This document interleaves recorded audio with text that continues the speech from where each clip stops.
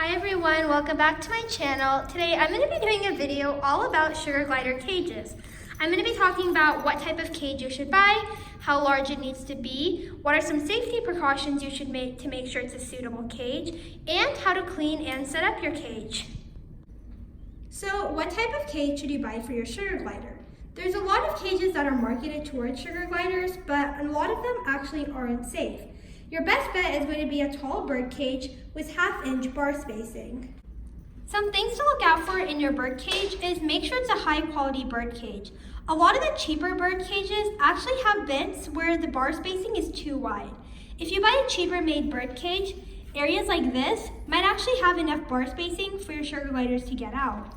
Especially this bottom grate seems to be a common place where a lot of the cheaper cages have really big gaps and sugar gliders are able to push the tray out and escape.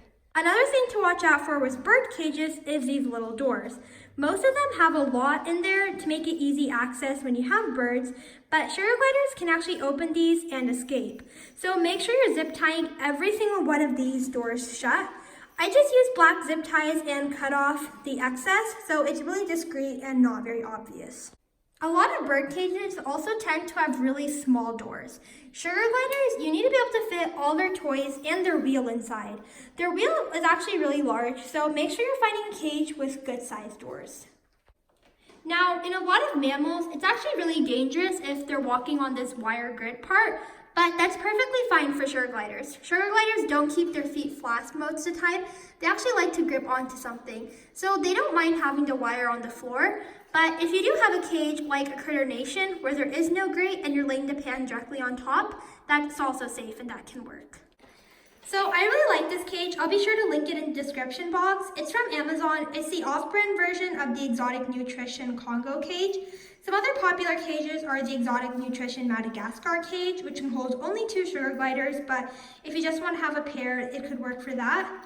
There is also the Midwest Critter Nation cage, which is one of the most popular in the sugar glider community because it has really big double opening doors. So it makes it really fun when you're decorating the cage.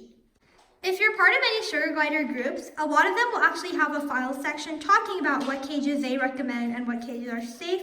And before you buy a cage, I would always recommend double checking on one of those forums or Facebook groups just to make sure that no one's had any bad experiences. So how often should you be cleaning their cages? Sugar gliders are scent-based animals, so if you're cleaning their entire cage out every single week, they're going to be over-marking and it's probably going to smell worse than if you were to give it a little bit longer in between cage cleans. I clean my cage about once a month and I'll switch out things periodically when I notice it starts to smell.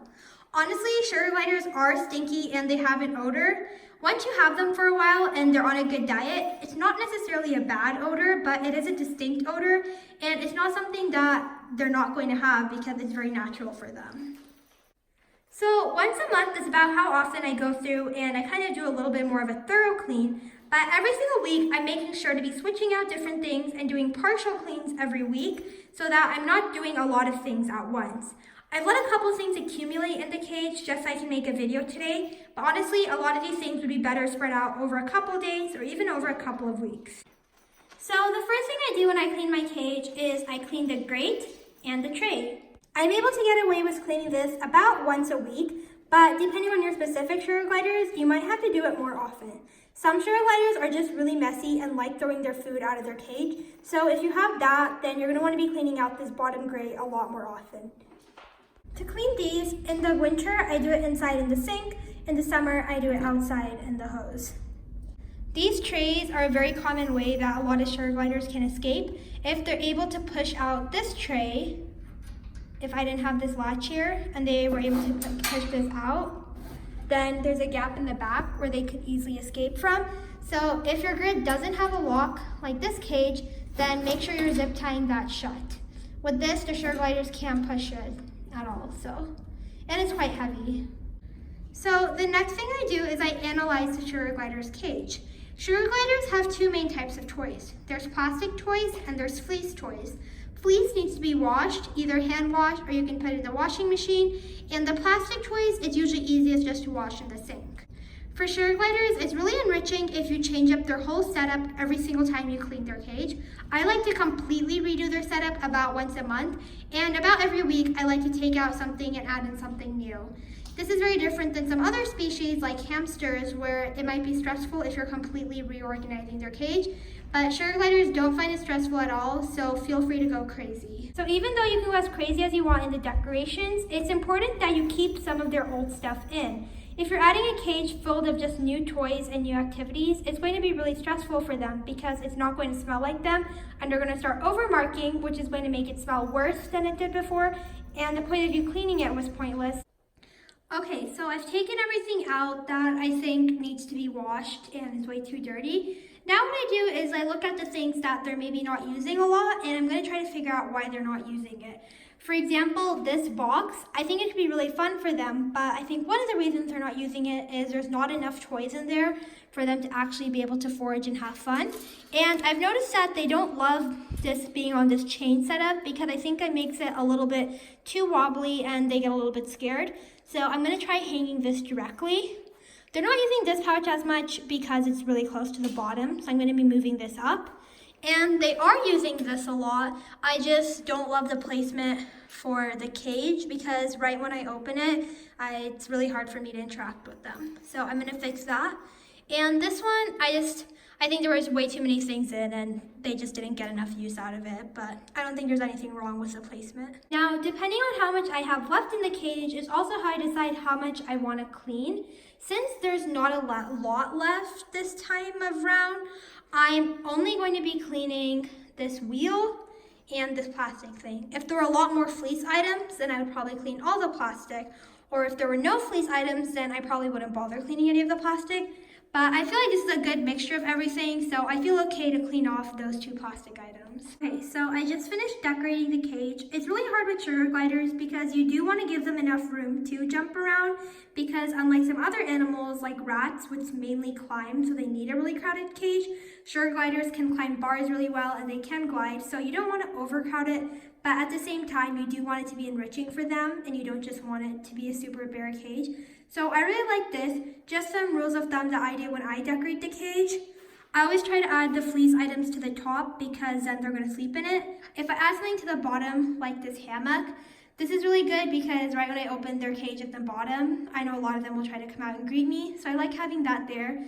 But I also know that it's going to get peed on and pooped on a lot just because they're usually at the top of the cage and it's going to rain down. So I know I'm probably gonna have to, this is not gonna last as long as if I put it near the top of the cage, but I'm okay with that because they don't really sleep in the hammocks anyways.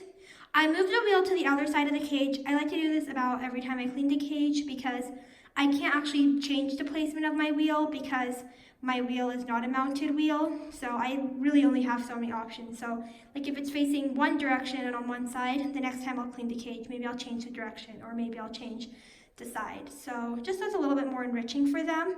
I also like to keep most of the toys near the top of the cage because that's usually where they spend a lot of their time.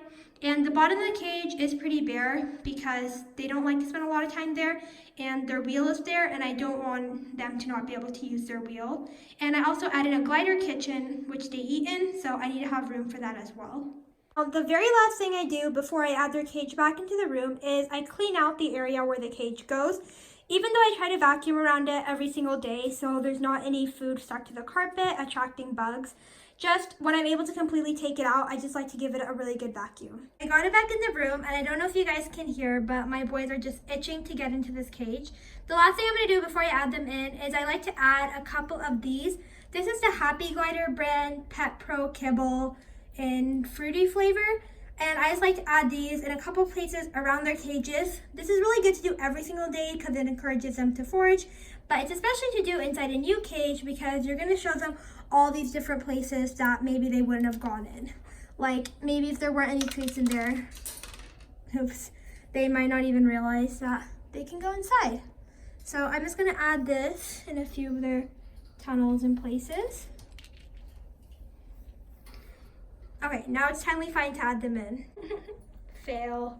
Here, you can go in because you're a good boy. This is gonna take forever.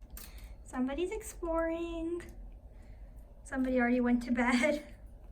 And I'm actually missing someone because they didn't come out of the tent. Should we go get them or do you guys want to get all the treats first?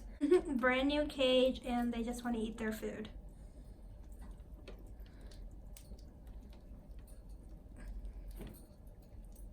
brand new cage and they would rather come out than be inside, huh? So I hope this video gave you a good grasp of the basics in regarding their cage and their cage setup. Honestly, there's still so much more to cover, especially regarding what type of fleece items you should be buying and like what an approved vendor is and what you should be looking out for when you are buying fleece items. So I think there's a lot more things we could cover, and I really want to do some videos on DIY sugar glider toys because their toys can get super expensive, but they are really important. So I hope you guys enjoyed this video. Let me know any specific questions you guys have. I'd be happy to answer them in the comments. And be sure to let me know if you guys have sugar gliders. It seems like they're not super common here on YouTube, but they're honestly the sweet. I think he's a little chunky for that hole. Anyways, bye.